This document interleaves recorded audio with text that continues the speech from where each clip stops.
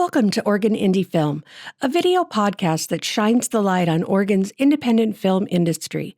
I'm your host, Dawn Sellers.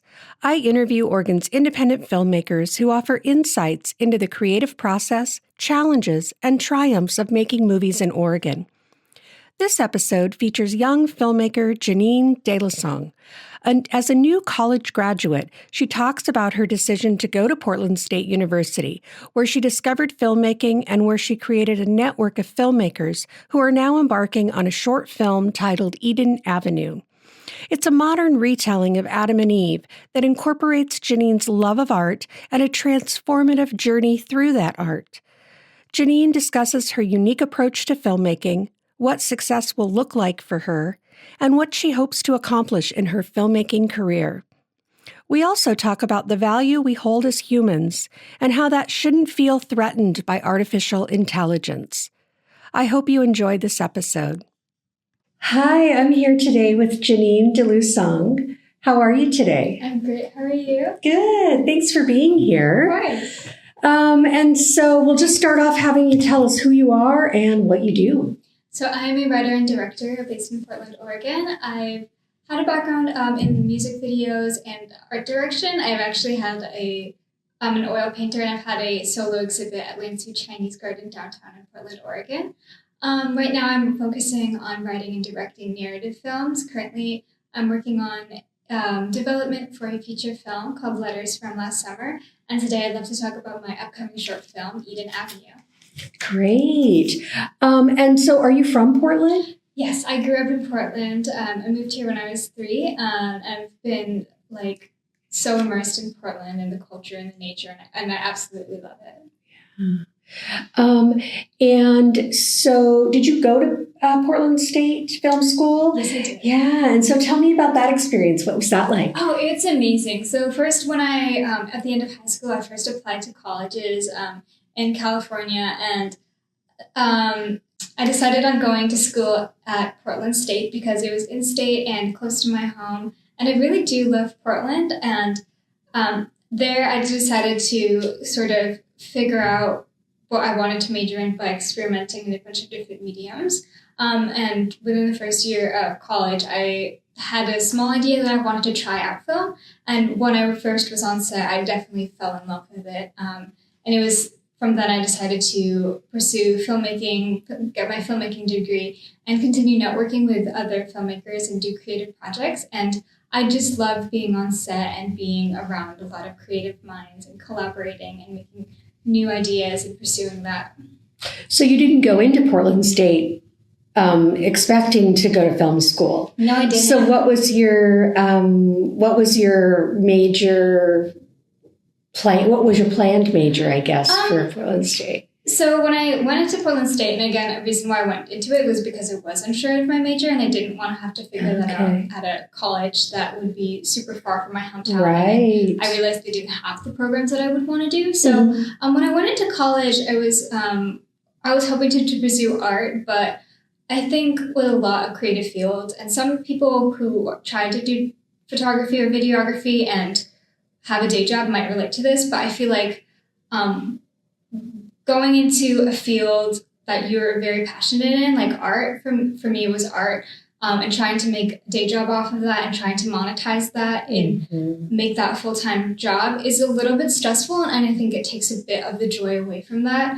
And that's why a lot of people don't pursue filmmaking full-time, and that's why I didn't choose to do art full-time, but I found that filmmaking for me was very fulfilling because I can collaborate with other people, whereas art was kind of something I had to just be at home and doing all day by myself. But filmmaking, I just loved all of the different avenues you can go into. You can go into writing or production, and you can also just be on set all day if that's something that interests you. But for me, I love how much of an open... I really liked how diverse the responsibilities and the opportunities there were in filmmaking and on set, and just all the great minds you can meet when just collaborating. Yeah, I think that's so true in Portland. There are just some amazing creative people. Absolutely. And so you are an artist, also a painter. Yes. Oil, I think, is Oil what you told me painting, yes. before. Yeah, wonderful. And so is your show still up at the Chinese Garden? Unfortunately, it just went down. Okay. But I do have some works on my website, JenineDelusong.com, and some that I'm going to be posting on my art Instagram pretty soon. It's janine.png. But yeah, and I have actually done a lot of, like, I think my artist background has bled a lot, and actually my artist background has really blended into my filmmaking career, especially with the short that we're about to talk about. Eden Avenue is about an artist who falls in love with his muse. And I've done art direction on other projects. Oh, okay. So that's how I kind of I like to just show that side of myself in my career. But yeah, art is just something that I'm extremely passionate about, like whether it's just for personal reasons or just to incorporate that into filmmaking. There's just a lot of ways you can explore different mediums within filmmaking and bring out so many sides of you. I agree. And so you are a writer also. Tell me about your first short film that you mentioned, Letters. Letters from Last Summer is actually a feature film. Oh, it's a feature. Yes. Oh, wow. Okay. Was that your first film that you did? That's actually something I'm writing right now. Oh, you're writing it. Yeah, it's in development. Oh, okay. But Letters from Last Summer is about a girl who discovers a trail of hidden letters. She moves to Hood River, Oregon, and being new in town and in a small small town, she doesn't have a lot to do, but she discovers a letter hidden in her house from the previous occupant. Oh, fun. Yeah, so it's a teenager named Caleb who used to live there, and it's a letter to a boy named Roman, who's sort of this boy next door, who lives in her neighborhood, and she follows the trail of letters because she doesn't actually know who this is for, but she follows the trail of letters by accident, and she keeps discovering more, and it sends her on this trail of mystery and discovering the past alongside Roman. That sounds wonderful. Thank you. Did you have a specific thing that inspired that story, or was it something you just thought about? Actually, I started that story when I was 16. Oh, wow. Yeah, so basically what was kind of the inspiration? Again, I didn't decide to go into filmmaking until college. But when I was 16, I was really interested in art as sort of this thing I was just exploring. It was still very new to me in high school. And I wanted to make a webcomic or a web series or a graphic novel. Okay. But basically what inspired it was, like I said, I wanted to go to college outside of Oregon. But then I realized at the end of high school, when I was kind of slowly warming up to the idea of going to an in-state school, that I really love my hometown, and I really think it was just a change of perspective that I needed. I used to be like, oh, I really want to go to a new city and start over. But then it was kind of happened when I started, noticing things that I didn't notice growing up, and also just having so much nostalgia and some sort of bittersweet thing, oh, I'm leaving. I can't believe I'm leaving. And that is kind of what inspired me. Was I just had this idea about a girl who romanticizes everything, the world around her, and is new to town, so she wants to see it, she wants to explore, and who better to show her around than a guy who's lived here all his life, but the guy hates his hometown. And together they kind of have this interesting chemistry that they sort of flip the character development, with their character development, they sort of flip each other's perspectives and introduce new ways of seeing to each other. I love that. That's a great concept. And so you're writing that now. And where'd you go to high school? I have to ask. I went to Clackamas High School. Oh, okay. Yes. But we're really here to talk about it's a short film that is in pre-production right now. Yes, it is. So you have a crew already. Now, the crew that you've put together, are those other people that you went to Portland State with, that you made friends with? Yes, our crew is currently all the people that I went to Portland State with and all the connections I've made. I'm hoping to expand the network outside of that, of course. But currently, the people I have on board are just people that I went to school with. I pitched the idea to while we were in school, and after I graduated, I wanted to continue to pursue this career with them and this filmmaking journey with them. Yeah. I think that happens a lot in film school. You find that group of people that you work with really well, and you want to make more films and help each other out. So tell us the name of the short film. The short film is called Eden Avenue. Eden Avenue, and it's about an artist. Mm-hmm. So it's a little bit of a memoir, maybe? It's actually, well, it is a bit semi-autobiographical, of course. It's about an artist, so a lot of that was what I wanted to say for my own artistic journey. And I drew a lot from my artistic journey and put that into writing. But basically, it's set against the backdrop of a elite prep school, and it sort of examines why people create art. And for me, the reason I think what drew me to making art, and this bleeds over to film and writing as well. Mm-hmm. But I usually I want to make art to sort of say something about society and say something about my experiences and my growth and my pain and all of the journeys that I've gone through, and I like to sort of immortalize that through art. For this film, it's about an artist who has this perfect life, but sort of goes through this transformative journey of discovery at the end of high school, and sort of changing his perspective. But although he struggles with art in the beginning, he's able to transform his experiences into the art and help him succeed, because I think that's why, as an audience, as humans, we're drawn so much to films and artwork, and it's because they sort of say something about our life and our emotions that can speak to other people. Mm-hmm. We connect with them. Absolutely. Yeah. I like what you said here. I think this is maybe your theme of Eden Avenue. We are able to be imperfect and grow, take risks, and form experiences that make art meaningful. So it's really about art sort of mirroring life. That's what I get from that. Is that what you meant by that, or? Yeah, I think at the beginning, I think this year, I think most recently, we've seen a lot of introduction of AI in the creative space, especially in art, but it's also applying to filmmaking with editing and story writing. I've seen AI posters, I've seen AI scripts, and it feels very threatening at first for us as creatives. There's artificial intelligence that's able to do what we do, but instantaneously. And they're able to do kind of things that would make our jobs obsolete. Even smaller things in our workforce and what we do in our careers, AI has been able to kind of make those tasks more easily replaceable and really automate that.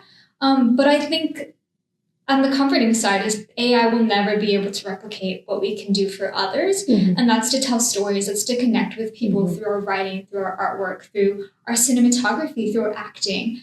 So regardless of what you do in your career or artistically, there's some things that you truly can't replace, and that's the human spirit. And that's something that AI is never going to be able to take away from filmmaking spaces or in any other creative mediums. So I just wanted to call attention to that, that value that we hold in art inherently as humans. And even if you're a beginner or more experienced person who has a lot, if you have something to say, you should say it, because there's no one else out there who's able to tell your story. So that's exactly what I wanted to highlight in this film.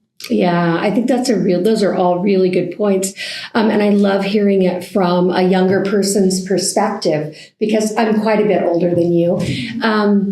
I remember before Google, before computers, I remember when we first had phones that you could hold in your hand. And I think that the point you made about, AI is here. It's part of what we're doing every day. It's been part of what we're doing for quite some time now.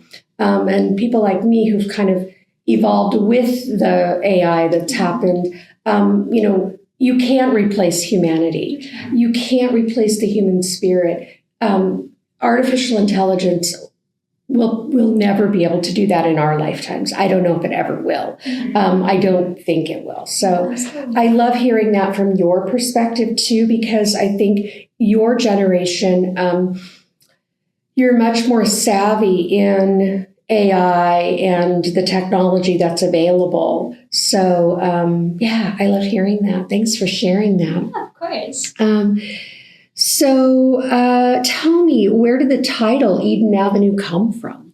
So I love the title. Thank you. So when you said when you asked when I went to high school, I graduated from Clackamas High School, but growing up I did go to a variety of, like, from elementary and through part of high school, Christian academies, and there were private Christian academies.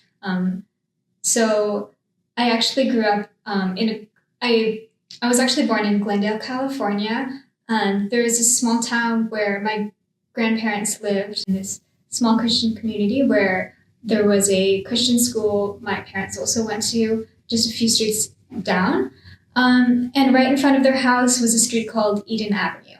Mm-hmm. So for me, I was actually sometime around high school, we were just driving by our grandparents' house, and sadly they no longer live there, but I had my camera out and I was taking photos, and I saw that one street sign.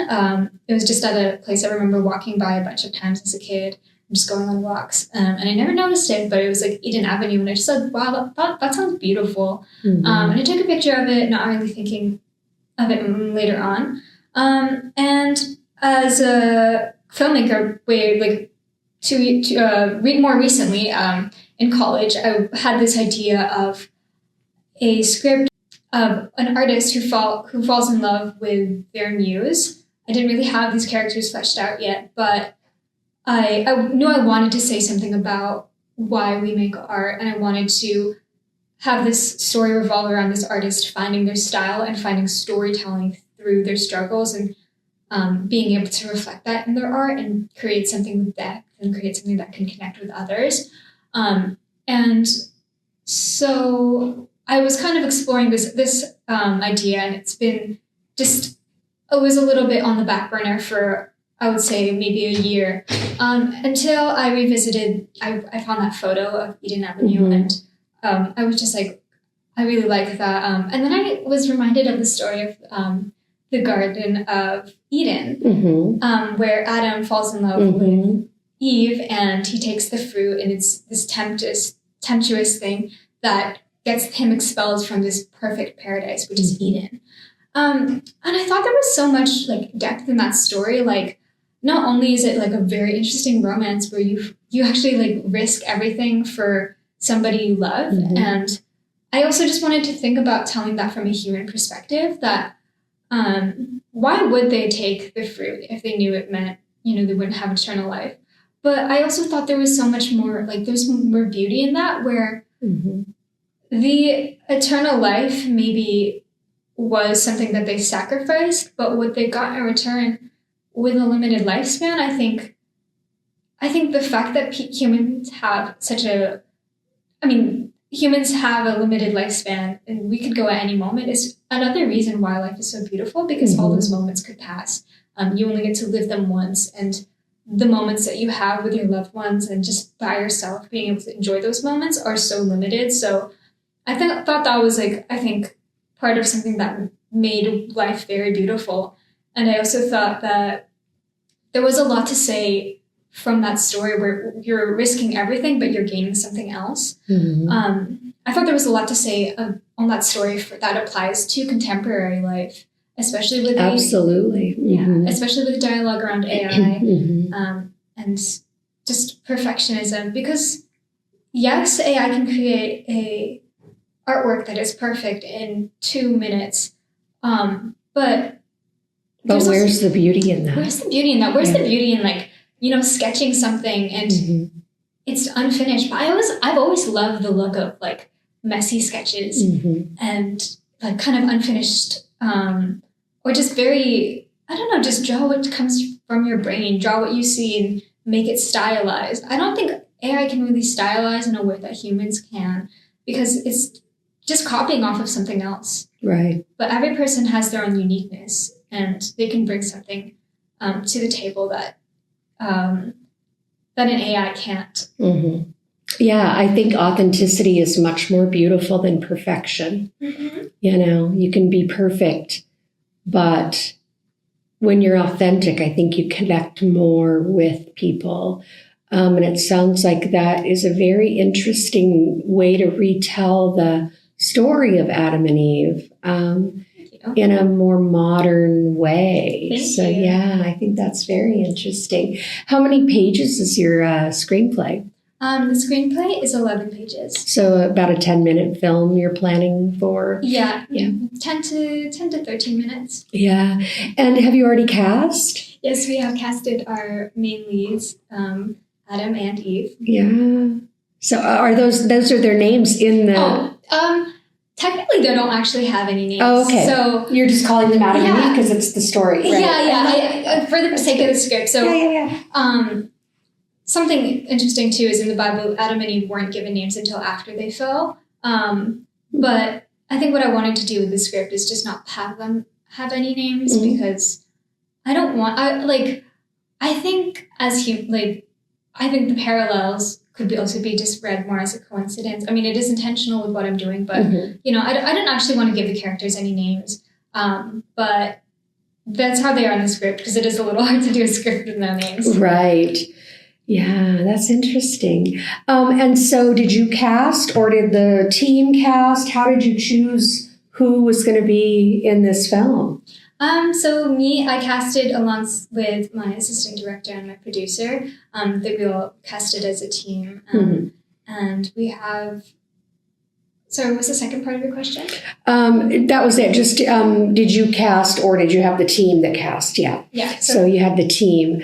And you're going to direct. I am going to direct. Yeah. Have you directed before? I've directed a lot of music videos and experimental short films, but this is going to be my first fully narrative project. I think some of the projects I've done in the past are situated sort of between experimental and narrative, but this would be my first, this would be my narrative short film debut.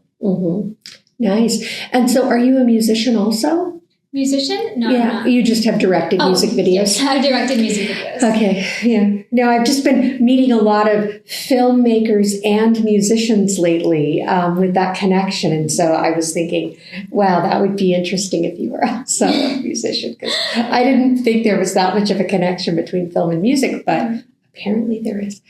Do you know where you're going to film yet? Do you have a location? Yes. So actually one of our classroom scenes, this elite preparatory school, is actually at Portland State. I'm also just using we're filming in my own artist studio, which is just a piece of my bedroom. The character is also just going to have his studio be part of the bedroom. But that's where I'm filming. I'm filming in my own studio and bedroom because that's, I think, a good spot for the film and the mise en scène and whatnot. But it's also a very personal space for me, and I do want to show. It's a space that I've curated over the years, so I do think that would be a great space to bring the character in the scene to life. And additionally, is it just the two locations then, the classroom and the art studio? No, there's a few external scenes. So we're going to do some outdoor scenes. We haven't decided where, but just very secluded outdoor location. And then we have another scene for sort of this party scene, which is going to mirror the fall where they eat the fruit. So that's going to be just a house for a house party sort of decoration. And do you have a date? Do you have a time frame for when you're going to film? Yes, we're shooting August 20th. Oh, so coming up. Yes, August 20th through 30th. Yeah. So coming up very soon. Are you feeling ready? I'm feeling, for where we are now, I'm feeling pretty ready. Of course, we still have to launch the crowdfunder and actually go through with the rehearsals and blocking. But I'm really looking forward to it. And I'm sure, I do trust my team. And I think obviously with filmmaking and a lot of different mediums. There might be challenges along the way, but I believe that, it's all part of the process. And as long as you have, you're prepared as much as you can in advance, and you trust your team, and you have a good team that you can rely on, then I think it's going to go all right. Yeah, I think that's really good advice. Have a good team and trust them. Absolutely. Let it be a collaborative process. Absolutely. And so, let's talk about the fundraiser a little bit. Don't go anywhere. I'll be right back with more from Jenine Delusong. Calling all filmmakers, performers, and creatives. The Soundstage is your home for high-quality recording in the Portland area. Whether you're working on an audio or video podcast, voiceover project, audiobook, casting your next film, or need help with that self-tape audition, we offer a professional, welcoming studio space. Come record with confidence and mention the Oregon Indie Film Podcast to get $5 off your next session. Learn more about The Soundstage, the Northwest's premier voiceover and recording studio, at thesoundstagenw.com. Hey there. If you're enjoying this episode of Oregon Indie Film, don't go anywhere. We've got more great conversation coming up. And if you believe in uplifting local voices and the power of independent storytelling, we'd love your support. Hit that follow button, share the show with a friend, or leave us a quick 5-star review. It makes a big difference. Want to get more involved? Reach out at oregonindiefilm@gmail.com. Thanks for listening. We're back now with more about Eden Avenue. Do you want to share what your budget is for this? Sure.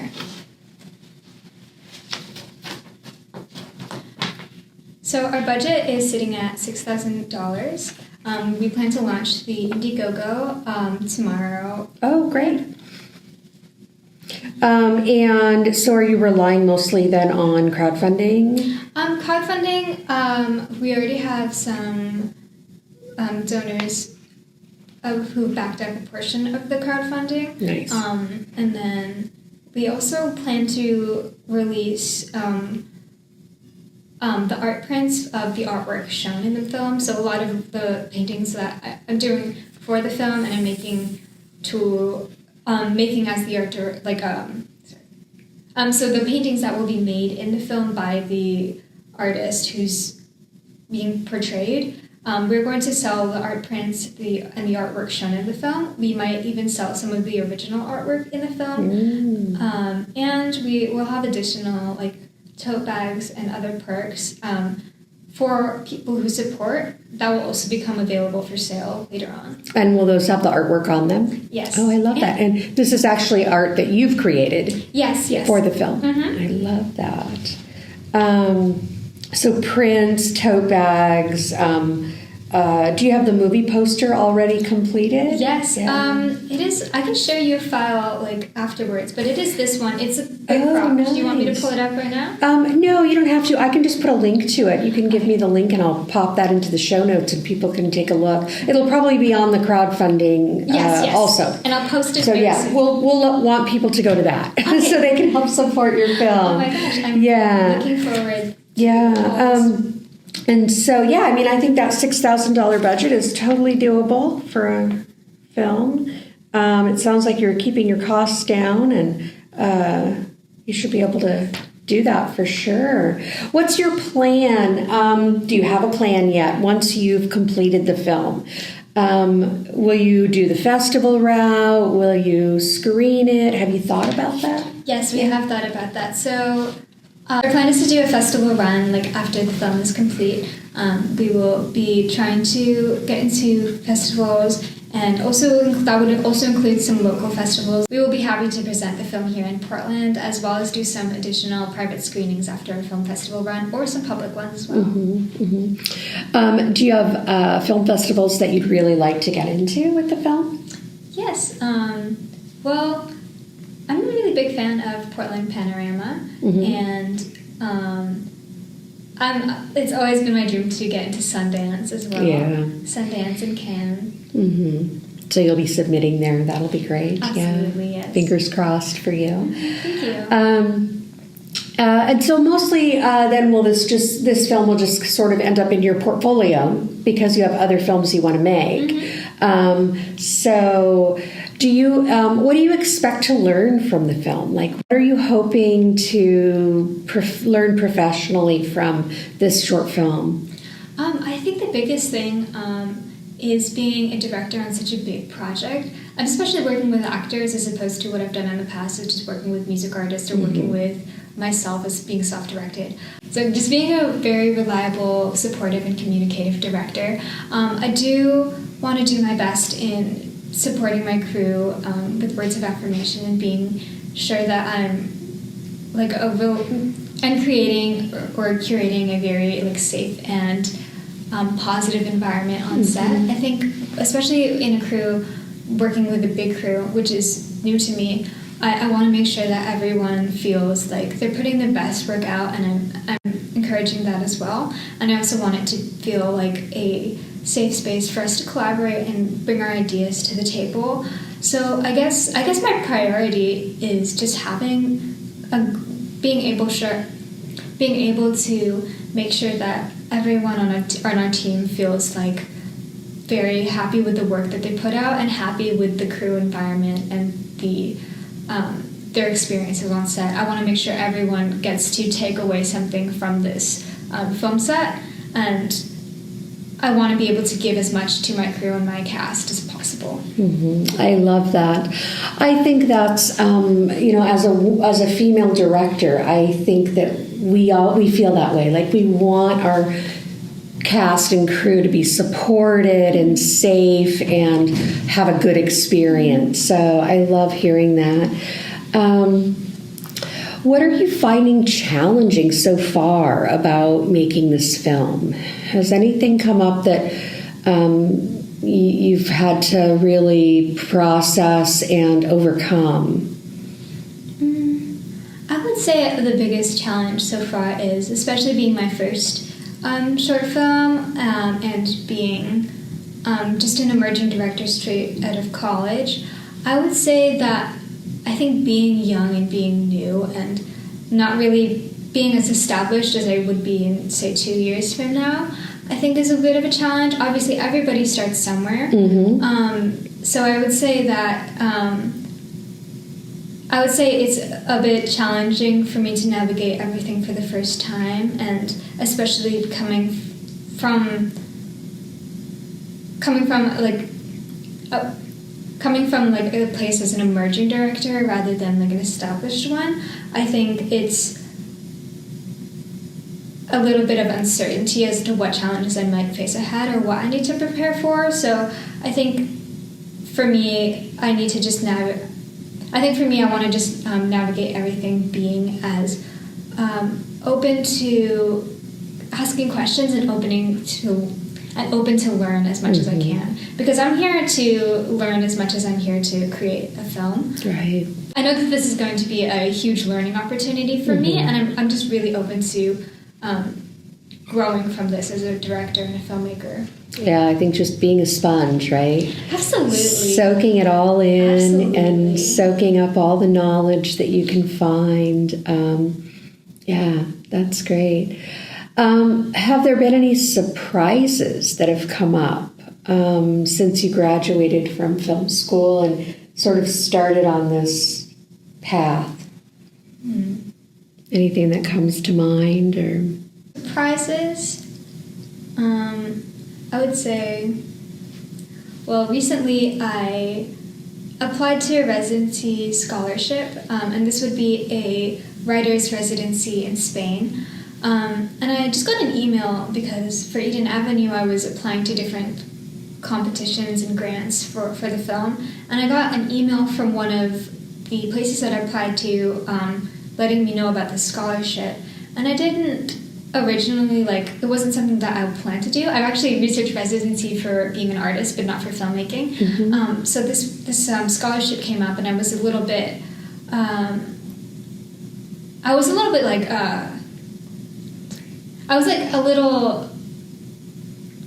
it was something that I wasn't originally planning to do, but I did just apply to it because I wanted to just try it out and see what happens. And I did actually get a partial scholarship to the Rockabirdy Writing Retreat in Spain. And I think that was a really great great opportunity for me.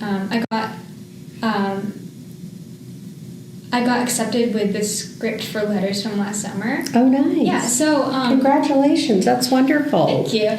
So it is a feature film, and I originally sort of finished the script, and I just wanted to make small changes and ask for feedback from friends. But I think this was a big change for me as well, because I realized there's a lot of opportunities out there if you really just take a chance on it. Yeah, I think there are. That's good advice. What's the name of the scholarship in Spain? It is the name of the writers' retreat is Rocaberdi. Rocaberdi? Yeah. Nice. When is that? I'm in the May cohort, so I will be going. I will be going in late May. Wow, how exciting. Yeah. That's fantastic. Thank you so much. Yeah. That'll give you a really good start. So you'll have this short film behind you, and then you can start on your feature film at the retreat. That's a great plan. I love that. And so you're sort of trying different things out. You're writing and directing and probably co-producing this short film. Is there something that you really enjoy the most? What's your favorite part of filmmaking? I think it really is the people. You meet a lot of people. With filmmaking, it's sort of project by project basis. So it's such a fluid career with the people you meet. So you'll meet people maybe for one day or maybe for a few hours, or maybe they might become lifelong work partners. So I would say it really is just appreciating every person that I come across, trying to get to know and learn about them and what they do, what they're passionate about, what you can do to help each other succeed and grow as artists. So yeah, and with every project, I think casting is one of the things that changes the most, because you can't always cast an actor every single project, because sometimes the script changes and you just can't cast the people. So I think working with actors is going to be probably one of the things I'm looking forward to the most. But in the future, the crew that I have, that I met at Portland State, and the people that I might work with in the very near future, I'm looking forward to creating sort of lifelong collaborative relationships with them, because I think it's great to work with the same people and be open to meeting new people, and just being able to foster a positive and close environment on set. So not so much the specific role of filmmaking, but just the connection. Just the connection with other filmmakers and all the people that it takes to make a film. Yeah. There's even there's so much that goes into making films. So I think having those.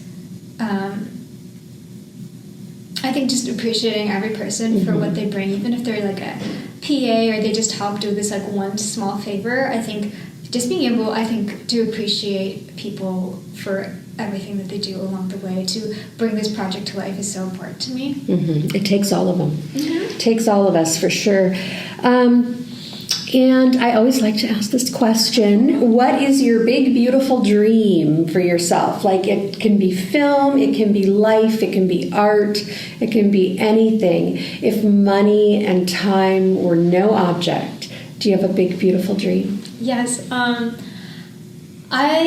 I think this is something you have to start small and that I'm starting small and trying to achieve even bigger along the way is I really want my films to speak to somebody, to connect with people. And a lot of my films revolve around wanting to inspire public dialogue on certain issues, contemporary issues. Maybe it's overworking yourself, maybe it's AI, maybe it's other contemporary capitalist stuff.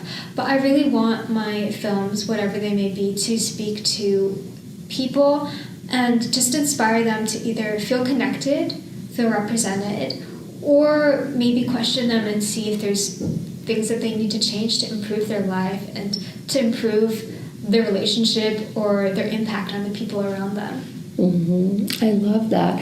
So what does success mean to you? having your films connect with an audience, what would that look like for you? Would that be winning an award? Would it be screening at a specific festival like Sundance or Cannes? What would it look like for you? Well, I would genuinely, I would dream of winning an Oscar and being accepted into Sundance. I think those would be my biggest benchmarks that I would want to hit. But I think really success isn't really that's not. I don't think, as much as I would appreciate that, and as much as I am working towards that. I think for me, being realistic, being connected to my mission, and that is to inspire public dialogue and to connect with others. I think success looks like, for me, is just someone coming to me at the end of maybe a screening and being like, that film really connected with me. That film really changed me. That film really made me see myself in a different light, or see myself represented, and see myself made me feel things that I haven't realized before, and I think that part kind of stems with I really felt drawn to making movies when I first saw myself represented on screen.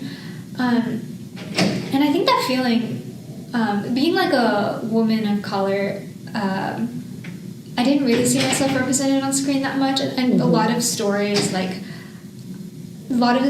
didn't really connect with me, like maybe the protagonist didn't have the same personality as me, or stuff like that. But when I do consume media that has characters that I can really relate to, or depicting struggles that I really relate to, I feel seen in a way, and I feel connected to that specific character and an audience, and I want to recreate that sort of representation for other people, and that I want to do with every film in a variety of ways. I'm not going to try to depict the same thing every single time, but I want to inspire people in ways that might be unexpected and might be just simple. Just creating those conversations. Yeah, absolutely. Yeah, I truly believe that we have the ability, by storytelling, telling our own stories, to change the world.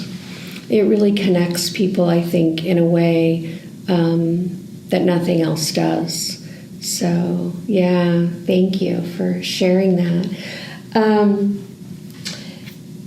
So let's see. My other question was what you have coming up, but we've already talked about that. You've got this amazing scholarship to a residency for your next film. I love that. And we know, so people can support Eden Avenue if they want to support that. We'll put that link in the show notes, but basically donations of cash is what you're needing right now to support that, to reach that, which is a very small budget, $6,000. That seems very doable. Hopefully somebody can come forward, or a few people can come forward and make that happen for you. Where else can we find you? Like how can we find you online? Your art is on your website, so I'll put that up, but where else can we find you? I think the best place to find me is on Instagram at Jenine Delusong. It's just my first and last names, no other punctuation. That's where I post kind of my short projects, what I'm working on, and that's where I share things that matter to me. So you can find me there, and also my art you can find at jenine.png. So mostly Instagram, not a Facebooker. Yeah, I do cross post to Facebook, but I don't even know what account it goes to. I think it's also jenine.png, which is connected to my my film Instagram and not my art one, so it's a little confusing, but mostly Instagram. I think if you want me to stay consistent, because I don't check Facebook as much. And what about LinkedIn? LinkedIn, yes, I believe I'm just Jenine Delusong on LinkedIn. I think that's how we connected. Yes. Was on LinkedIn, yeah. Although we've met a couple of times in person at mixers in town. So, Well, thank you so much for being here and sharing your stories. The world needs your story, right? It needs all of your stories. And best of luck with Eden Avenue and your future. Thank you so much for having me. I really appreciated it, and I loved answering all your great questions. Yeah, thanks. Thanks so much for listening. If you'd like to continue the conversation with Jenine Delusong, reach out to her on Instagram. Be sure to check out her Indiegogo campaign and support her film, Eden Avenue. You'll find those links and more in the show notes. If you enjoyed this episode, please take a moment to leave a 5-star review and share it on your social media. It helps us connect with more indie film lovers. Want to support the podcast by becoming a guest or a sponsor? Reach out at OregonIndieFilm@gmail.com.